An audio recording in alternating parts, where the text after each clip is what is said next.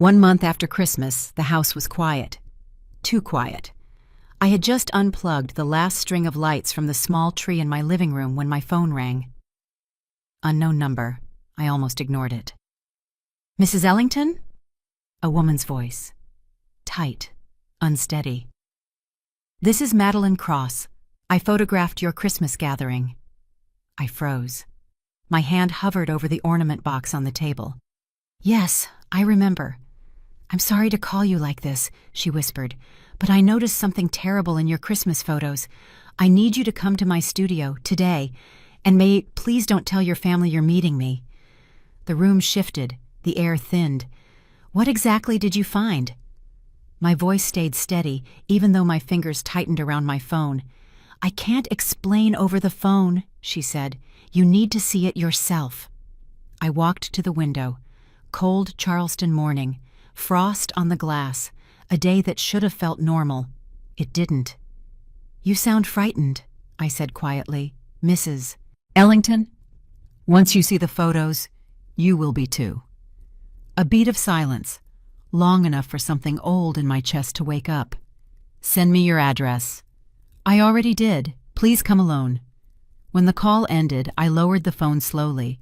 The tree lights behind me flickered once, then died. Probably a loose wire.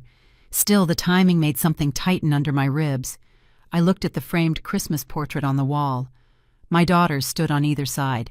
Natalie on the left, polished smile, hand resting on her husband's shoulder like she owned the photo. Clara on the right, leaning against Ethan, her smile wide but empty. My grandson sat in front, holding the red envelope he'd made for me. I hadn't opened it yet. Too many arguments in the house that day. Too many demands. Their faces stared back at me now. All posed, all perfect, and all wrong. I just hadn't known how wrong. Upstairs, a floorboard creaked. Clara and Ethan. They never woke this early. If they heard me leave, they'd ask questions. Questions I didn't want to answer. Not until I knew what Madeline had seen. I reached for my coat, slid my arms into the sleeves, and grabbed my keys. The cold metal clinked. A small, sharp sound in the still house. I hesitated at the doorway, listening. Nothing. Good. I opened the door slowly. The hinges groaned, soft but noticeable. I stepped outside, pulled the door shut, and waited for the click of the lock. Solid. Final. The morning air cut straight through my scarf. Frost covered the porch rail. I exhaled, watching the breath drift upward like smoke. Something terrible. That was the exact phrase she used. Not strange, not concerning. Terrible. A woman like Madeline didn't exaggerate. She was steady at the Christmas party, quiet and professional. She moved with purpose. For her to sound like that now, something was wrong. Very wrong. I walked down the steps, each one slow, my boots hitting cold wood with sharp taps. At the bottom, I paused and looked back at the house. Light glowed faintly through the curtains. Peaceful from the outside, chaotic inside. Clara had been begging me for money every week. Ethan had been lying on my couch for months. Natalie showed up only when she needed something. All of them, polite when I said yes, cold when I didn't. A month ago, on Christmas night, something in the house had felt off. The kind of off you can't name. I'd brushed it aside. Family gatherings always carried tension. But now, hearing Madeline's voice, shaking, urgent, it clicked into place. Whatever she saw wasn't small. I opened my car door, slid in, and shut it quietly. The seat was cold. I turned on the engine. My phone buzzed. A message from Madeline. Studio address. Downtown Charleston. Come now. Another line. Please trust me. Trust. A word I'd given too easily in the past. I backed out of the driveway, watching the house shrink in my rearview mirror. The porch light flickered once, then steadied. I didn't look back again. As I turned onto the main road, I spoke out loud to no one. "All right, let's see the truth."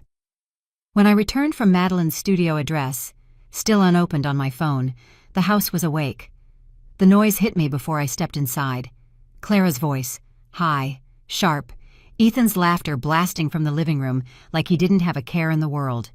I opened the door quietly. They didn't notice. "Mother!" Clara came down the stairs, phone in hand.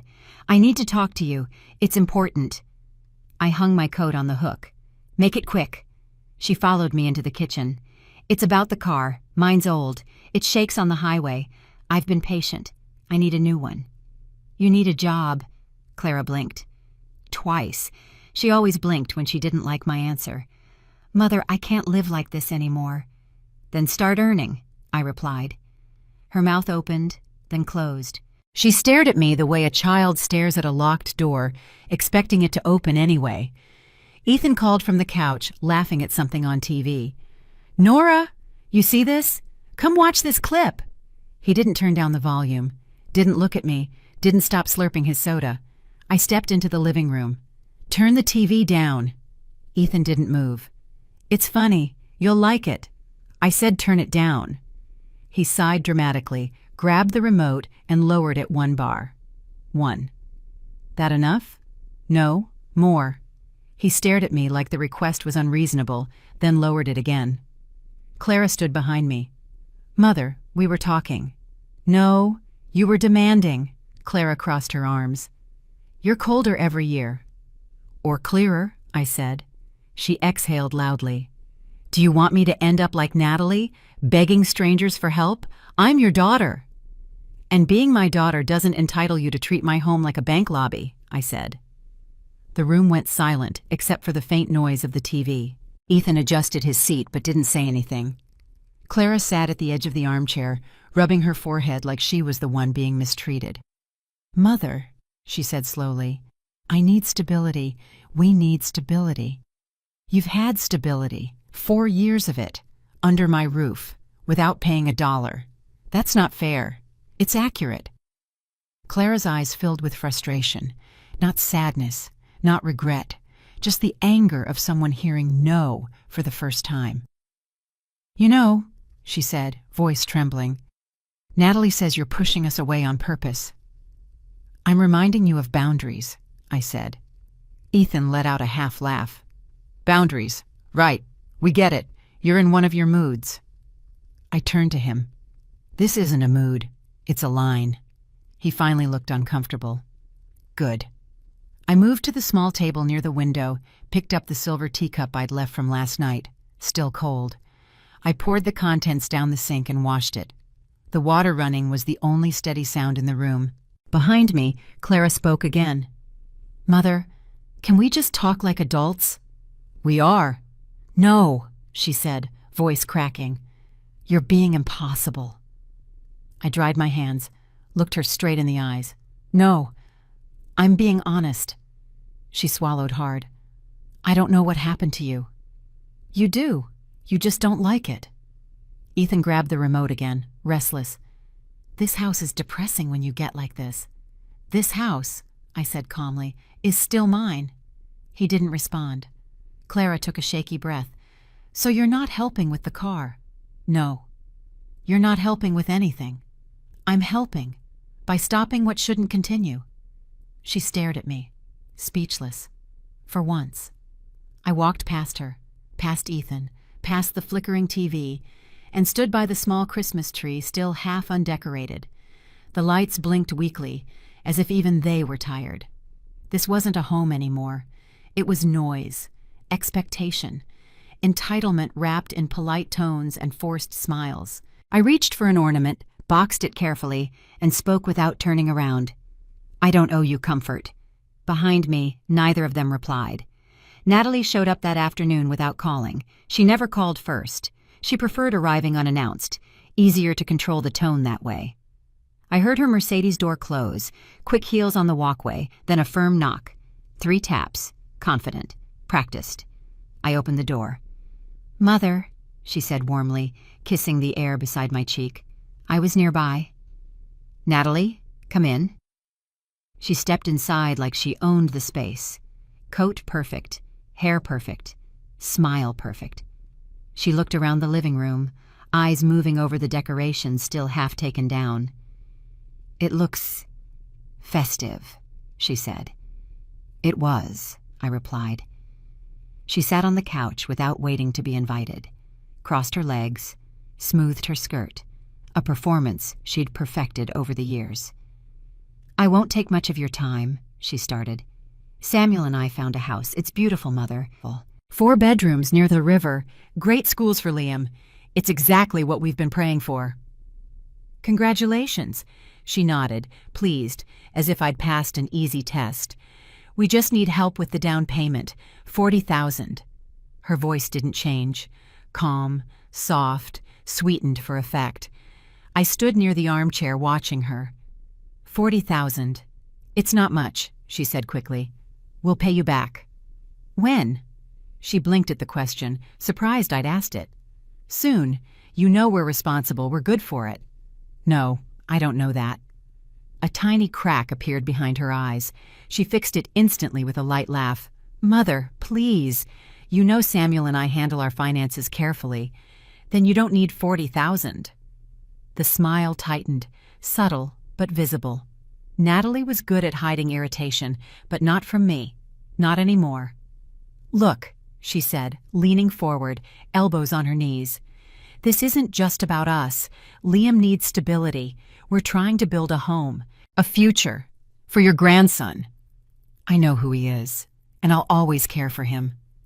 Then help us, she said softer. Please. I didn't sit. You have 2 incomes. You live in a nice apartment. Why can't you afford your own down payment? Natalie inhaled, slow and controlled. The wedding was expensive. You know that. You insisted on the upgrades. Because it was important, she snapped before catching herself. We looked at each other for a moment. Her face softened again. Mother, she said, voice lowering, I'm not asking for a gift, just support. A short-term loan between family. Between family? I repeated. Yes. You want to borrow money, I said. But when was the last time you asked how I was? Her jaw tightened. This isn't about that. It should be. Natalie leaned back. Okay, what's going on? You're acting strange. I'm not. I'm thinking clearly. That's not how it feels. That's because you're not used to hearing no. Her mouth parted in disbelief. Excuse me? I said no to the loan. She stared at me, stunned. Then her voice dropped into the tone she used in boardrooms, the tone meant to intimidate. Mother, don't you trust me? Trust. A loaded word, used carefully, used strategically. I met her eyes. Trust isn't a loan. Silence. Heavy. Long. Natalie broke it with a small, humorless laugh. Unbelievable. Truly. After everything I do for you. You visit when you need something, I said. You call when you want money. You bring Liam over when you want a break. That's not fair, she said sharply. It's accurate. A flush rose on her cheeks. Anger, pride, exposure. So this is who you are now, she said. Cold, difficult, suspicious. No, I replied. Just done. Natalie stood abruptly. Fine. I'll talk to Samuel. But don't expect us to keep pretending everything is normal. I never asked you to pretend. She grabbed her purse. We'll figure it out ourselves. That's what adults do. Her eyes narrowed. You're making a mistake, she hissed. I opened the door for her. No, I said quietly. I'm correcting one. She walked out, heels striking the porch like accusations. She didn't look back. I closed the door, heard the lock click, and let the silence settle. For the first time in years, silence felt right. I drove to Madeline's studio that afternoon, downtown Charleston, narrow street, old buildings, winter light fading fast. Her address was on a small metal sign beside a brick doorway. I parked across the street, turned off the engine, and sat still for a moment. Something terrible. Her words had followed me the entire drive. I stepped out, crossed the street, and rang the bell. The door opened immediately. Nora, Madeline said, voice low, come in. Her studio was small, clean, and cold. Photography prints lined the walls, families, weddings, portraits, all tidy, all bright. None matched her expression. She locked the door behind me. Thank you for coming. I'm here, I replied. Show me what you found. Madeline swallowed, brushing her hair behind her ear with a shaky hand. I need you to understand something. I didn't go looking for this. I wasn't digging. It happened by accident. Just show me. She led me into a smaller room in the back. One desk, one large monitor, a computer tower humming underneath. The air smelled like printer ink and cold coffee. Sit if you want. I'm fine. She nodded and took her seat. Her hands hovered over the keyboard for a second before she clicked open a folder labeled Ellington Christmas. The screen filled with thumbnails, dozens of images from that night. Laughing grandchildren, table settings, my daughter standing near the mantel, Darren at the bar pouring wine. The usual. Madeline clicked one photo, group shot in the living room. Natalie's smile too wide, Clara's smile too tight, Darren's grin practiced and stiff. I was editing these last night, she said, and something kept bothering me. I didn't know why. Then I zoomed in. She enlarged the background, reflections on the balcony door. At first I didn't understand what I was looking at, just tiny shapes, light, shadows. Then she sharpened the image. A woman, red hair, pressed close to Darren, her hand on his arm, wedding ring visible. My breath didn't change, my voice didn't break, but something inside me steadied in a way I didn't expect. When was this? I asked. Christmas Eve, before dinner. I checked the metadata. Look here. She pulled up a panel on the right side of the screen, a neat list of numbers and codes. Timestamp, December 24th, 5:42 p.m. Exact GPS location, your backyard. This is the photo you posted earlier that night. It was taken minutes before your family walked inside. I studied the image. The woman leaned in too comfortably. Darren didn't look surprised. He looked familiar with her. Too familiar. Show me the next one. Madeline clicked forward. Another image from a different angle. Red hair catching the balcony light. Darren's hand on the small of her back. Another click. Her fingers grazing his collar. Another click. Their faces almost touching. My voice stayed level. Who took these? I did. The reflection caught them. I didn't notice until I zoomed in. Are they clear enough to confirm identity? Yes, she said quietly. They are. She opened a folder labeled Raw, Balcony. Full resolution files loaded on screen. No blurring, no doubt. It was Darren in every shot. Do you recognize the woman? Madeline asked. No. Something in her expression shifted. There's more. She opened a new window. More photos, this time from inside the hallway, taken later that night. Darren handing the same red-haired woman a drink, her laughing softly, his hand brushing her waist. These weren't meant to be part of the family set, Madeline said. I took them while testing my lighting. I didn't think they mattered. Do you have all the metadata for these? Yes. I made copies, full documentation, time, date, coordinates. It's airtight. I nodded slowly. Good. Madeline hesitated. Nora, I thought you should know. He wasn't acting like a man making a mistake. He was acting like a man comfortable with a routine. I looked at the screen again. There was no guilt in Darren's face, no panic, no hesitation, just entitlement. Thank you for showing me. She reached into a drawer, pulled out a flash drive, and held it out. Everything's on here, the photos, metadata, notes. I organized the files in case you need them. I took the flash drive with a steady hand. Nora, she added, voice softer, I don't know your family, but no one deserves to be kept in the dark like this. I slipped the drive into my coat pocket. You did the right thing, she exhaled, relieved. I wasn't sure if I should call. You should have. You did. I stepped back from the desk. One question. Yes? How long have you known something was wrong? Madeline looked down at her hands. Since the moment I zoomed in. I didn't sleep last night. She met my gaze again. I'm sorry. Don't be. You didn't cause this. I walked toward the door. She followed me. If you need anything, she said quietly, or if you want me to help you document more, I'm here. I'll remember that. She unlocked the front door. Cold air rushed in. I stepped outside and looked back once. Madeline stood in the doorway, worry written all over her face. I nodded to let her know I understood the weight of what she'd given me. Then I walked to my car. The truth was mine now. I drove home with the flash drive in my coat pocket. Cold metal, heavy truth. The kind of truth that didn't whisper. It carved.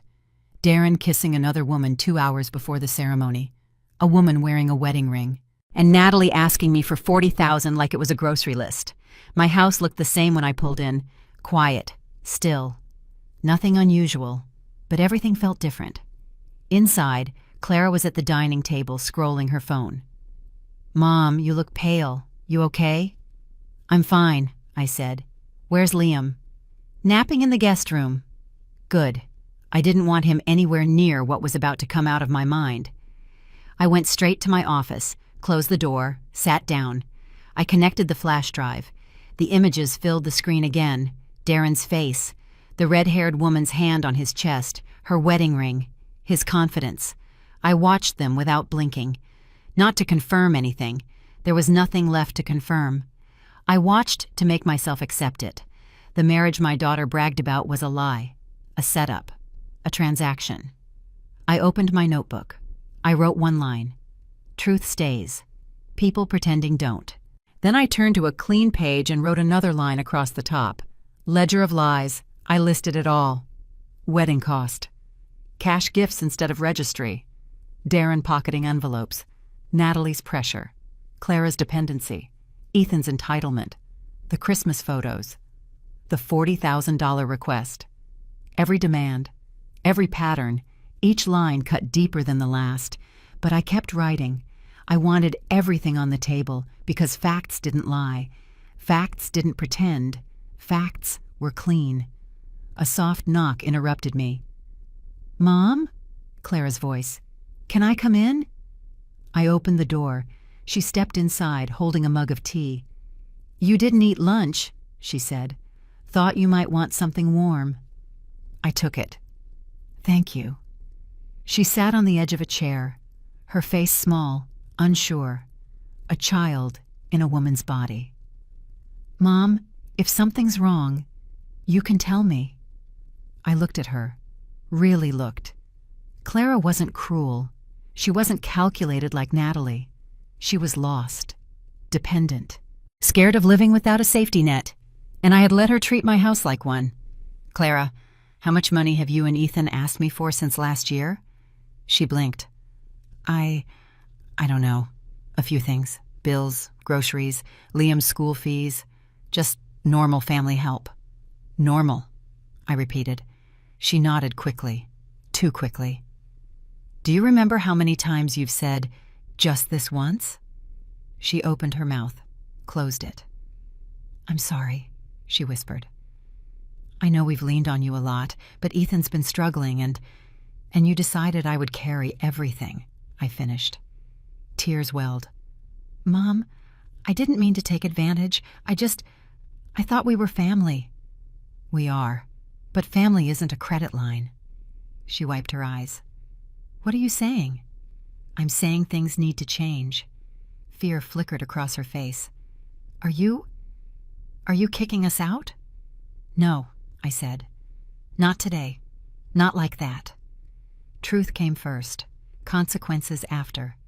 She let out a shaky breath. Then talk to me. Then talk to... Please." I looked at her gently. "Clara, if I tell you the truth, will you hear it? Or will you run to Natalie like you always do?" Her lips parted. "I won't run. I promise." The promise of a daughter who meant well, but didn't know how to stand on her own feet. I didn't show her the photos. Not yet. Clara wasn't ready for that kind of blow.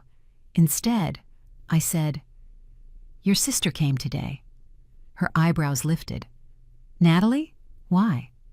"She wants a $40,000 loan." Clara's face tightened, not in shock, but in recognition. "Oh," she whispered. "That house. You knew?" She hesitated. "I heard her talking about it. She said she deserved a better place. She said you'd help. Not help, I corrected. She said I'd pay.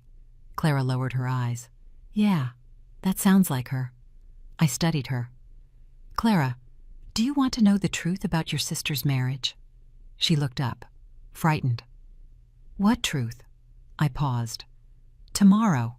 Come to my office after breakfast. I'll tell you then. Why not now? Because tonight I need the house quiet. Clara nodded slowly. Okay. Mom? Yes? I'll do better, she whispered.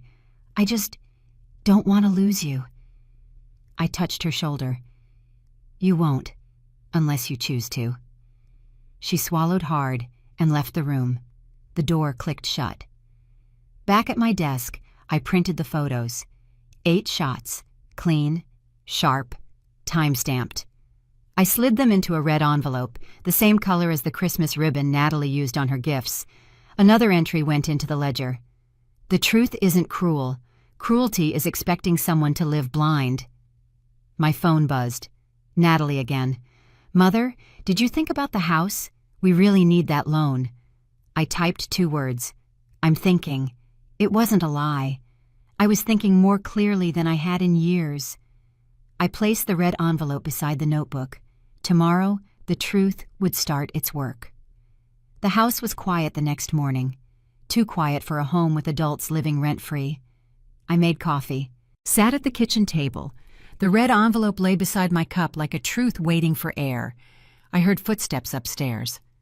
Clara, Ethan. Low voices. Then Natalie's ringtone. Clara always kept her volume too loud.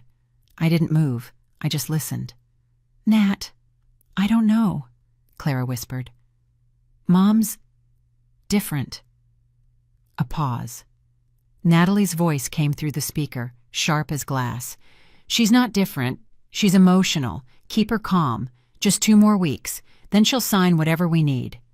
My hand tightened around the mug. Clara whispered, She said she'd talk to me today. And you'll tell me everything, Natalie said. We need to know how close she is to selling. Silence. Then Clara's voice cracked. Nat, what if she doesn't want to? Natalie scoffed. Clara, please. She always gives in. Just do your part.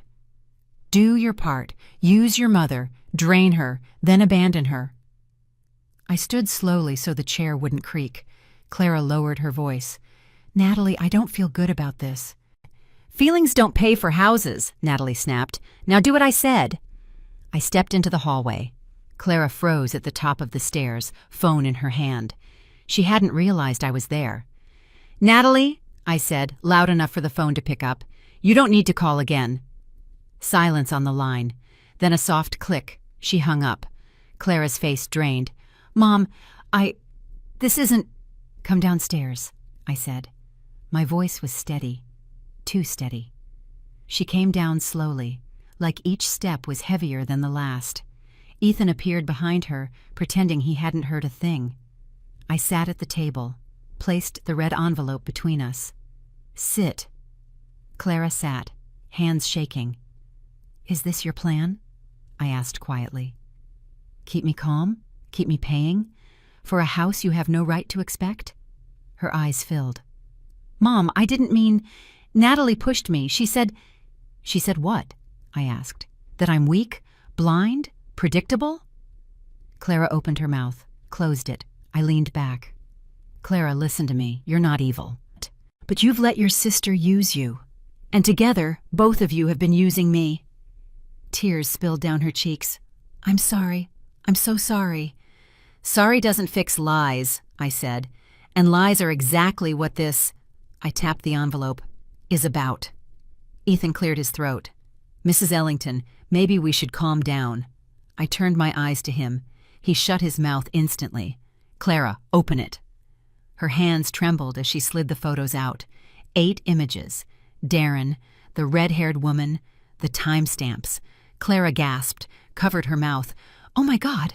Mom, this is Natalie's husband. Yes, I said. On Christmas Eve, 2 hours before the dinner.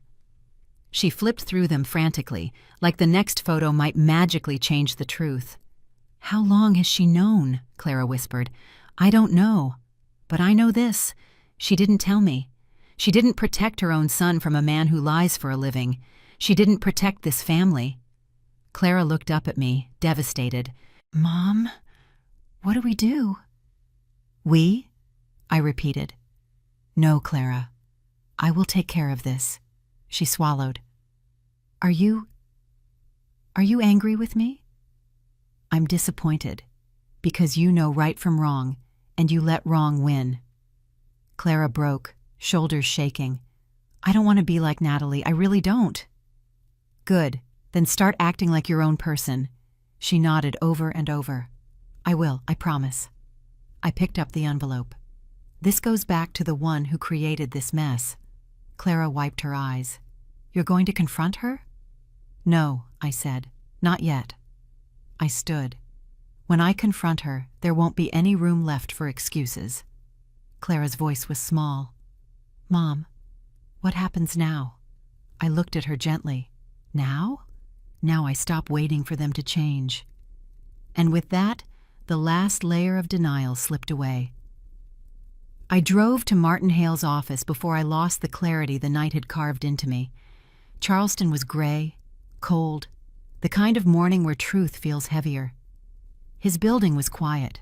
3rd floor, frosted glass door, Hale and Wexler, real estate and trust law. I knocked once. He opened the door himself. Mrs. Ellington?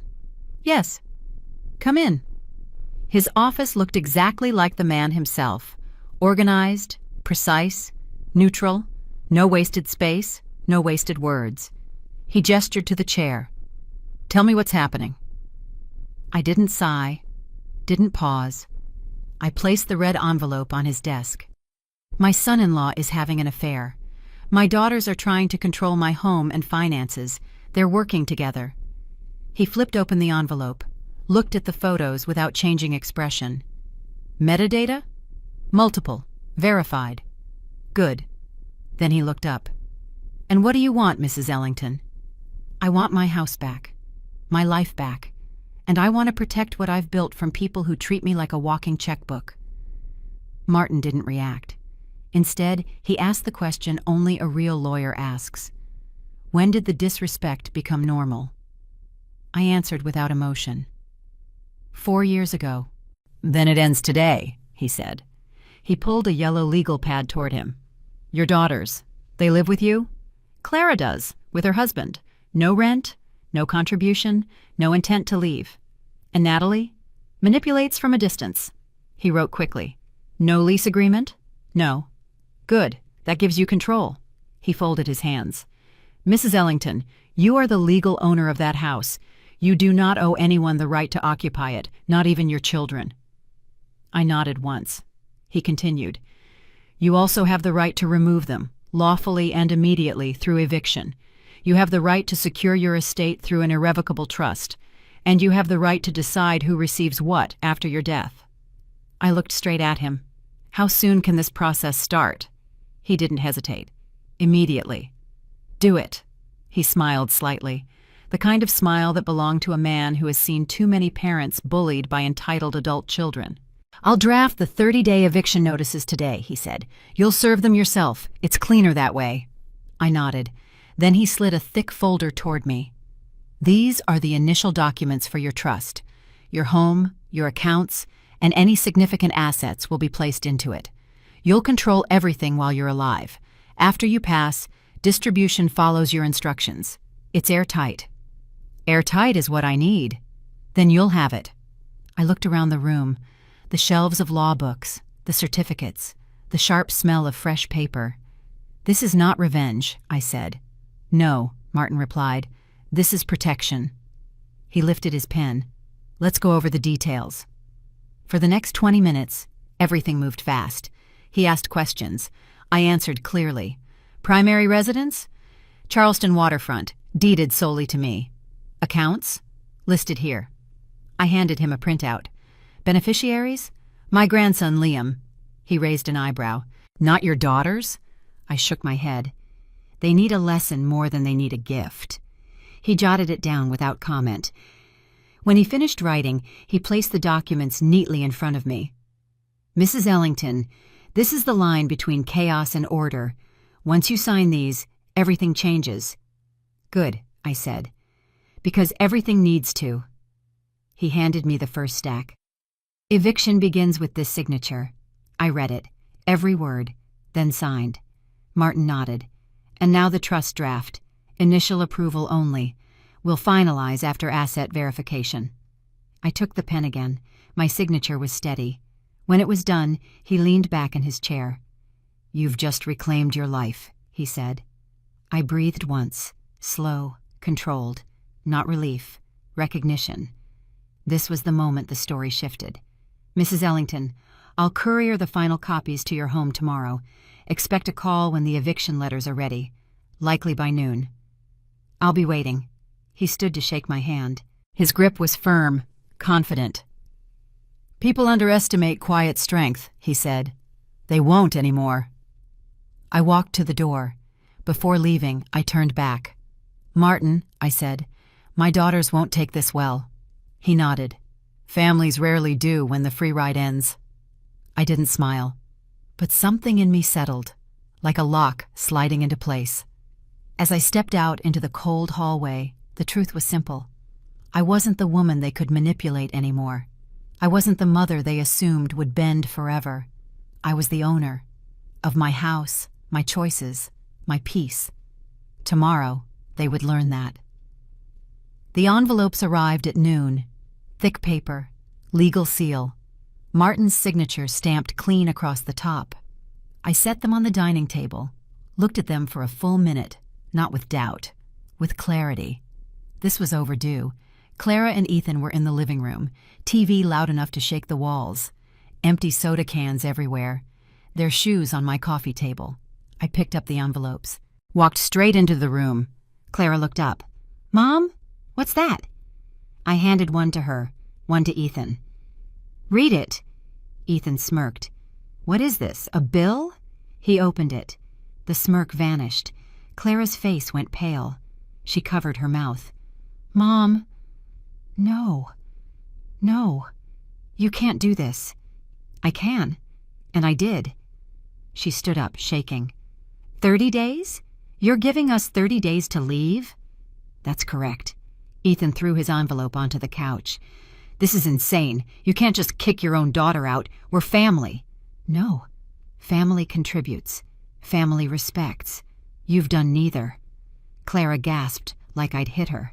"Mom, please. We're trying. You know we're trying." "You've tried for 4 years," I said. "Without effort. Without accountability." Clara stepped closer. "Where will we go? We don't have money saved." "That is not my responsibility." Ethan scoffed. "Wow, so this is who you are now?" "Yes, a woman who finally set a boundary." Clara's voice cracked. "This is cruel." "No, cruelty is using someone's kindness like a paycheck." She stared at me, stunned. "I trusted you," I said quietly. "And you treated my home like a service you were entitled to." Ethan crossed his arms. "Fine, we'll fight it." "You won't win," I said calmly. "You have no lease, no rights, and no legal standing." His jaw clenched. "Everyone will hear about this." "That's fine. Tell them the truth." Clara collapsed onto the couch. "I can't believe you're doing this." I lowered my voice. "Clara, I heard your call with Natalie. I heard the plan, the timelines, the manipulation. You weren't victims. You were strategizing." Her eyes widened. "Mom, don't lie. Not now." Clara started crying, loud, dramatic. Ethan wrapped an arm around her, glaring at me like I'd destroyed his life. Maybe I had. Maybe that was the problem. "Mom, can we talk privately?" Clara whispered. "No. Anything you say to me now, you can say with him here. Because both of you created this." She wiped her eyes with her sleeve. "I didn't mean to hurt you. You meant to benefit from me, at any cost." She looked down. Ethan kicked the coffee table. "This is ridiculous. You're going to regret this when you're old and alone." I didn't even blink. "I'd rather be alone than disrespected." Silence. Sharp. Heavy. Clara whispered again, desperate now. Please, give us more time. You have 30 days, I said. Use them well. She reached out as if grabbing the air between us. Mom, please. I stepped back. No more begging, no more guilt. Pack your things. Ethan paced like an angry teenager. We'll see about this. You think you won? This isn't over. It is, I said. You just don't know it yet. He stormed toward the hallway. Clara followed him halfway, then turned back to me. Why, Mom? Why today? Because today I stopped convincing myself that you would change. Her shoulders fell. Completely. I walked to the door, put my hand on the knob, looked at both of them one last time. Learn responsibility. It's overdue. Then I closed the door behind me. The click echoed through the house. Not loud, but final. On the other side, their voices rose. Anger, shock, fear. None of it moved me. I walked to the kitchen, poured myself a cup of tea. For the first time in a long time, the house felt honest. 3 days after the eviction notice, Natalie invited me to dinner. Her text came at 10:14 a.m. Dinner tonight. Just us. We need to talk. No greeting, no question. A command dressed as concern. I typed one word. Fine. Her home sat on the west side of Charleston. White brick, expensive renovations, everything curated to project stability. I parked outside, walked up the steps, rang the bell once. Natalie opened the door immediately, like she'd been waiting behind it. Mother? She kissed my cheek. Too warm, too rehearsed. Come in. Darren appeared behind her, smiling like he was welcoming a client. Nora, good to see you. It's been busy. Dinner was already set, candles lit, wine poured, the table too perfect. A performance before the first word. Sit, Mother, Natalie said softly. We just want a calm conversation. I sat, slowly. Then say what you need to say. Natalie folded her hands. We're worried about you. Darren nodded. There's been tension lately, decisions made too quickly. I looked at both of them. Such as? Natalie leaned forward. Evicting Clara. That was extreme. She had 4 years to become responsible, I said. She didn't. Natalie forced a small laugh. You make everything sound so simple. I didn't answer. She cleared her throat. We think all of this is coming from stress. Maybe grief, maybe loneliness. You're handling too much alone. Is that what you think? I asked. It's what the family thinks, she replied. I lifted my glass. You mean you and Darren? Darren smiled, tight, polite, calculated. We want what's best for you, Nora. Truly. I watched him for 5 seconds, then said, Good. Then let's speak clearly. Natalie blinked. Of course. What do you want? Her smile faltered just slightly. We want to help you manage the house, the bills, the upkeep. Manage, I repeated. Darren jumped in. The market is strong right now. If you sold the Charleston mansion, you'd get a great price, enough to downsize comfortably and help the family at the same time. There it was, the real reason. Not concern, not care. Money. How much are you asking for? Natalie straightened. We're not asking.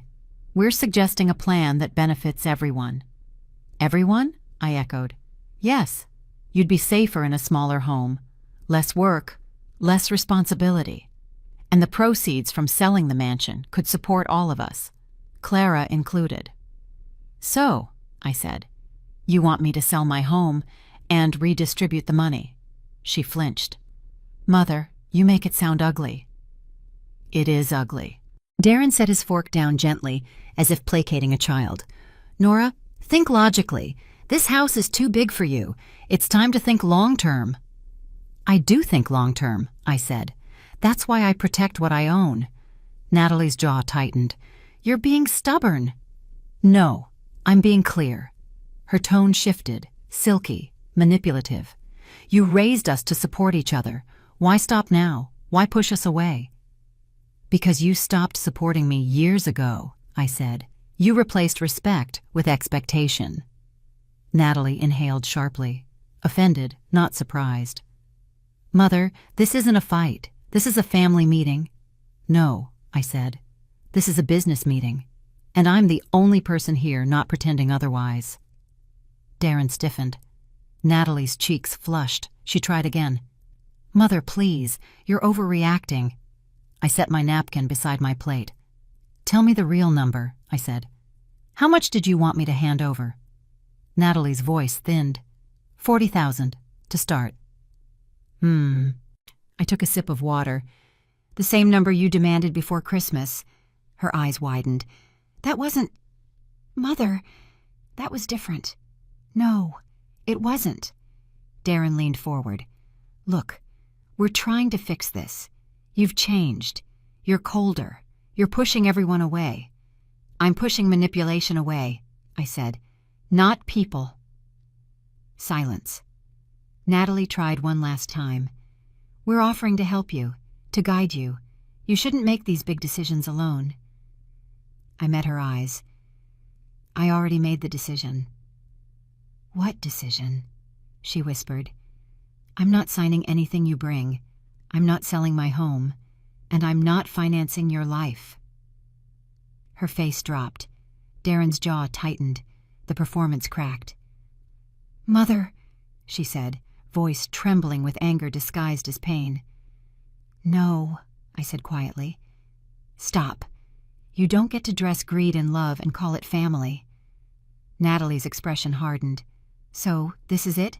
You're cutting us out? I'm setting a boundary. You've lived without one for too long. Shelm, she stood up abruptly. I can't believe you're doing this. I rose too. Believe it. I walked toward the door. Behind me, Darren hissed under his breath. She's ruining everything. I paused, turned. No, Darren. I'm stopping what you started. They didn't speak again. I stepped outside. Cold air hit my face, sharp, clean. This dinner wasn't reconciliation. It wasn't concern. It was a trap. And now I knew exactly how far they were willing to go. I didn't sleep after that dinner. Not a minute. I sat at my kitchen table with the lights off, watching the reflection of the Charleston River through the window. The house was quiet, but my mind wasn't. Natalie's voice replayed in my head. 40,000 to start. Selling the house benefits everyone. You shouldn't make decisions alone. They weren't helping. They were circling. At 12:47 a.m., I picked up my phone and called the only person who understood urgency without drama. Martin, can we finalize the trust tonight? There was no hesitation on his end. It'll take hours, Mrs. Ellington. Then start now. I'll be there in 20 minutes. I grabbed the folder containing every document he'd given me, put on my coat, locked the door behind me. The night air was cold, heavy, honest. A good night for a line to be drawn. Martin's office lights were on when I arrived. He was standing at the window, coat still on, files in his hands. You made up your mind, he said. I made up my mind months ago, I replied. I'm just acting on it now. He walked to the conference table. Stacks of forms were spread out in perfect rows. Sign here, initial here, date here. He pulled a chair out for me. Let's begin. I sat. He handed me the first document. This transfers ownership of the Charleston mansion to the irrevocable trust. I read it. Every line. Signed. The second document. This removes both daughters from your bank beneficiary list. Signed. The third. This protects your accounts from any future contest. Initialed. The fourth. This gives your grandson Liam legal priority after your lifetime. My pen didn't even pause. Signed. Martin glanced at me. You're certain? Yes, I said. I'm done confusing guilt with love. He continued. For 45 minutes, the room filled with the sound of signatures, paper sliding, pens clicking, a legal heartbeat. No emotion, just clarity. When the last form was done, Martin organized the pages into a thick stack. This is it, he said. Your trust is complete, effective as of 1:52 a.m. I sat back, not relieved. Just steady." "They can fight," I said quietly, "but they can't win." "No," Martin replied. "They can't." He placed a stamp on the final page, pressed down firmly. The sound was final, permanent. "You understand what this means, Mrs. Ellington," he said. "Your daughters are going to be furious." "I know. They'll accuse you of betrayal." "I expect it." "They may try to come after you emotionally." I looked at him. "Martin, I've spent years watching them treat my life like an ATM. This isn't betrayal. It's correction." He nodded once. "Then you're ready." I closed the folder, stood. When he walked me to the door, he paused before opening it. "Most parents don't do this," he said. "Most let the abuse continue. You didn't. It wasn't motherhood. It was survival." He gave me a small, rare smile. "Take back your house. Take back your peace." The drive home was silent. Charleston slept. Street lights cast long white lines across the windshield. For the first time in years, I felt like the future belonged to me, not to their plans. I parked, turned off the engine, and sat there for a moment with my hands on the wheel. Inside the house, the air smelled like pine and cold tea. The Christmas tree lights flickered faintly. I walked to the kitchen, set the folder on the table, poured myself a glass of water. I didn't toast, didn't smile. This wasn't victory. This was balance. I picked up the trust document again. Read the first sentence. "This instrument establishes the Ellington Irrevocable Trust."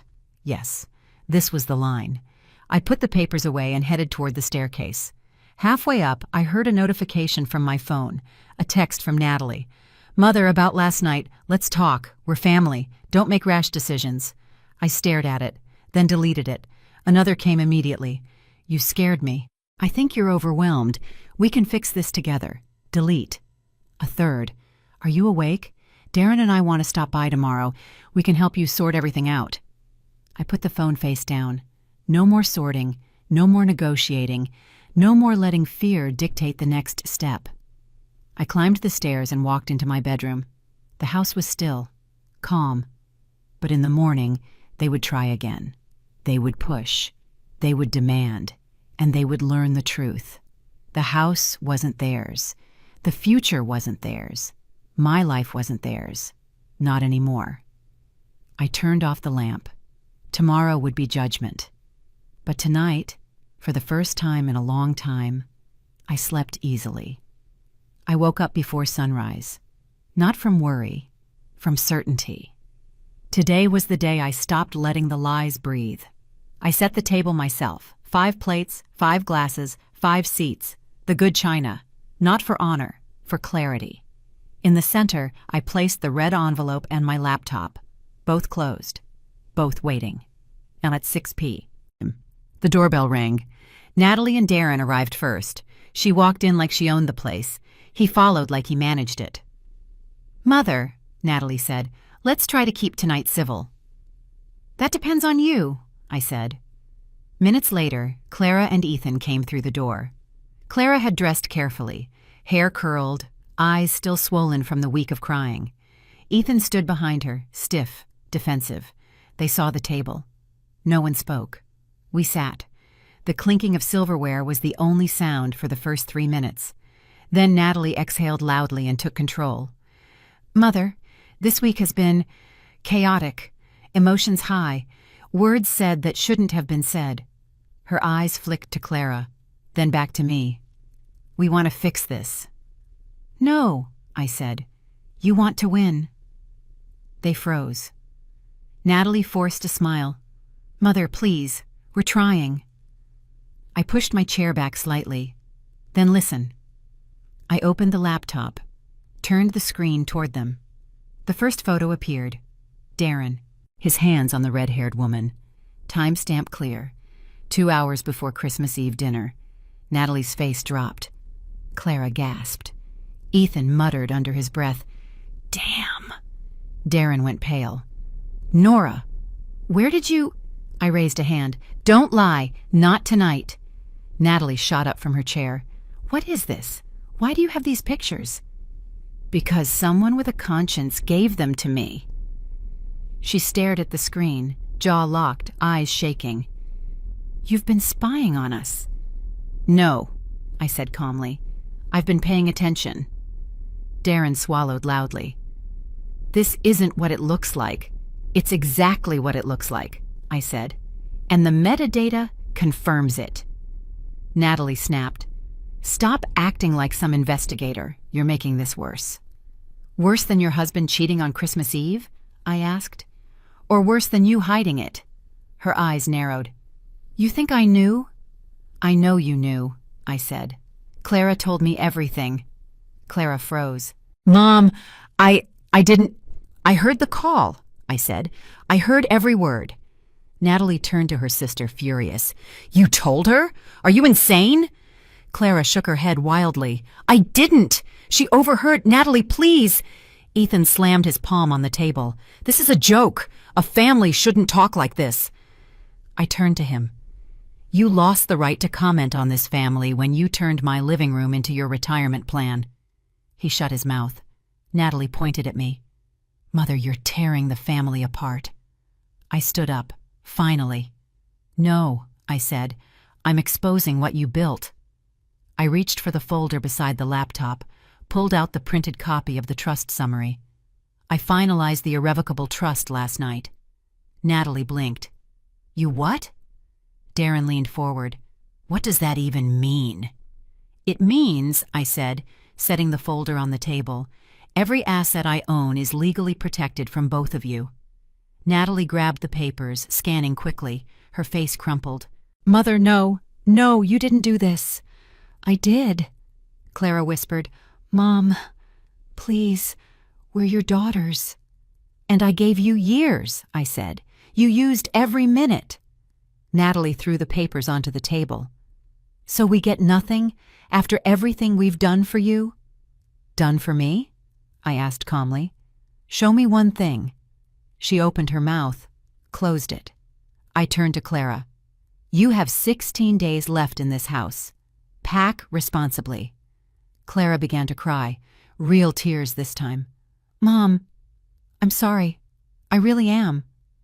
I believe you're sorry, I said. But sorry doesn't undo intent. Ethan shoved his chair back. This is crazy. We're not leaving. Yes, I said quietly. You are. He pointed at me sharply. You think a piece of paper scares me? No, I said. But the sheriff enforcing it will. He froze. Natalie shook her head, pacing. You're making a mistake. You need us. I needed honesty, I said. You gave me strategy. The room went silent. Finally, Darren spoke. This isn't justice. No, I said. This is protection. Natalie's eyes filled with rage. Mother, if you walk away from us tonight, we're done. All of us. I met her stare. I'm not walking away. I'm closing the door you kept forcing open. Clara sobbed. Ethan muttered curses. Darren stared at the floor. And Natalie... She finally showed her real face. Cold, calculating, furious. You'll regret this, she said. No, I said. I'll sleep tonight. She grabbed her purse. We're leaving. They all stood, shaking, angry, exposed, and walked out without another word. The door shut behind them with a heavy thud. For the first time in years, the house was silent. Not empty, just honest. I closed the laptop, collected the papers, turned off the dining room light. Judgment wasn't loud. Judgment wasn't violent. Judgment was a mother finally telling the truth out loud and refusing to apologize for it. A week passed after the dinner. No calls, no demands, no footsteps shaking the floor. The house felt different, not lonely, just honest. I woke early, 6:15 a.m., made tea with my silver cup, opened the curtains, and let the morning light settle on the walls. The Charleston mansion wasn't loud anymore. It breathed. At 7:03, I heard small footsteps in the hallway. Liam. He peeked in with his backpack still on. Grandma, are you awake? I am, I said. Come in. He climbed onto the chair beside me. His face was calm, in a way children rarely are, like he knew more than he should. "Mom said you're mad at everyone." "I'm not mad," I said. "I'm clear." He nodded, as if that made perfect sense. Kids understand truth better than adults. "Will we put up the tree next year?" he asked. His voice was soft, careful. "Yes," I said, "but only good people will sit under it." He smiled, small but genuine. "Okay." We sat quietly for a moment. The house held the kind of silence that didn't need to be filled. "Grandma?" he whispered. "Yes?" "You're not leaving me, right?" I turned to him fully. "No, I'm not leaving you. I'm just leaving the noise." He nodded again. Then he leaned his head on my arm, and for the first time in weeks, something in my chest eased. After I walked him to the doorstep to meet the school bus, I came back inside, refilled my tea, and sat at the kitchen table. My phone rang. Madeline, the woman who'd started all of this without knowing she was rescuing me. I answered. "Madeline," she exhaled, relieved. "Nora, I just want to check on you. I've been thinking about you since Christmas photos. I hope I didn't cause trouble." "No," I said. "You told me the truth, before anyone else had the courage to." She was quiet. Then, "You sound lighter." "I am." She hesitated. "I'm glad. You deserved peace, Nora. I mean that." I looked around my kitchen. Everything was where I put it. Every sound belonged to the house, not to chaos. "You helped me more than you know," I said. "You helped yourself," she replied. Her voice steadied, soft but sure. "If you ever need anything, or even just want company, call me." "I will," I said. "And Madeline?" "Yes?" "You saved me from silence." I heard her breathe in. "Then it was worth it." When we hung up, I set the phone next to my teacup. The two objects that had begun and ended the story. One call that shattered the lie, one call that closed its door. The morning light stretched across the kitchen floor. The house wasn't empty. It was recovering. I walked through each room slowly. The living room looked bigger without Ethan's mess. The hallway sounded clearer without Clara's constant steps. The guest room felt lighter without boxes that never belonged to them. Every corner held space again. My space. At the front door, I paused. 16 days until the sheriff would finalize Clara's move-out. But emotionally, she'd already left. They all had. I didn't feel triumph, just peace. True, quiet peace. I returned to the dining table, opened the trust folder, heavy, neat, protected. Every page represented a boundary I should have set years ago. My phone buzzed once, a text from an unknown number. "We need to talk. Natalie." I placed the phone face down. I wasn't cruel, but I wasn't bending. Liam deserved better. And I finally understood that loving my grandson didn't mean sacrificing myself. The tea had cooled. I poured a fresh cup. Another buzz, another text. This time from Madeline. "Sunrise looks beautiful today." I smiled, just a little. I walked to the window and answered, "It does." Then I set the phone aside, picked up my cup, and breathed in the warm air. Justice wasn't revenge. It wasn't victory. It wasn't destroying something. Justice was protection. It was truth spoken aloud. It was boundaries drawn with a steady hand. And for the first time in a very long time, I felt protected too. The house was quiet. The morning was bright. And the next chapter wasn't written for anyone else. It was written for me. Thank you for staying with me until the end of this story. If you're still here, it means the truth mattered to you as much as it mattered to me. And I'm grateful for that. Life has a way of testing our boundaries, especially with the people we love. But peace, real peace, only begins when we decide to protect ourselves with honesty and respect. That's what this journey was about. Not revenge, not punishment, just clarity. If this story touched you or reminded you of your own strength, I hope you'll stay with this channel. Your support helps these stories reach others who may need the same reminder. You're allowed to choose peace. you're allowed to choose yourself. If you'd like to hear more true-to-life stories like this, make sure to subscribe and turn on notifications so you never miss the next chapter. And if you want to share your thoughts or your own experience, the comments are always open. I read every single one. Thank you for listening. Thank you for your time. And thank you for letting me tell this story.